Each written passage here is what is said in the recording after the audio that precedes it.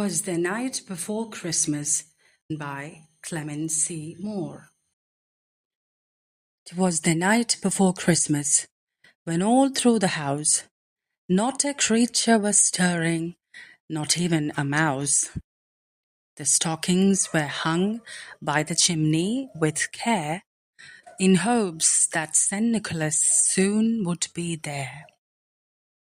The children were nestled all snug in their beds, while visions of sugar plums danced in their heads.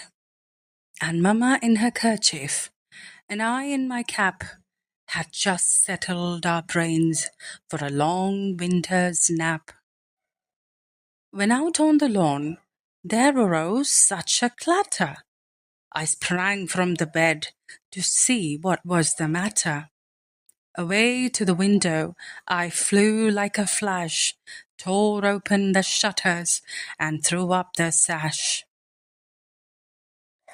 The moon on the breast of the new-fallen snow gave the lustre of midday to objects below, when what to my wondering eyes should appear but a miniature sleigh and 8 tiny reindeer, with a little old driver so lively and quick, I knew in a moment it must be St. Nick. More rapid than eagles his coursers they came, and he whistled and shouted and called them by name. Now Dasher, now Dancer, now Prancer and Vixen, on Comet, on Cupid, on Donder and Blitzen, to the top of the porch, to the top of the wall. Now dash away, dash away, dash away all. As dry leaves that before the wild hurricane fly, when they meet with an obstacle mount to the sky, so up to the house top the coursers they flew, with the sleigh full of toys and St. Nicholas too. And then in a twinkling I heard on the roof the prancing and pawing of each little hoof. As I drew in my head and was turning around, down the chimney St. Nicholas came with a bound.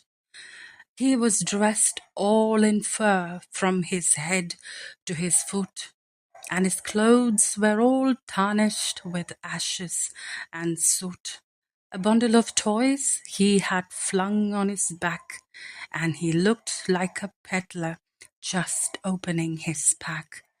His eyes, how they twinkled, his dimples how merry, his cheeks were like roses, his nose like a cherry, his droll little mouth was drawn up like a bow, and the beard of his chin was as white as the snow. He was chubby and plump, a right jolly old elf, and I laughed when I saw him in spite of myself. A wink of his eye and a twist of his head soon gave me to know I had nothing to dread.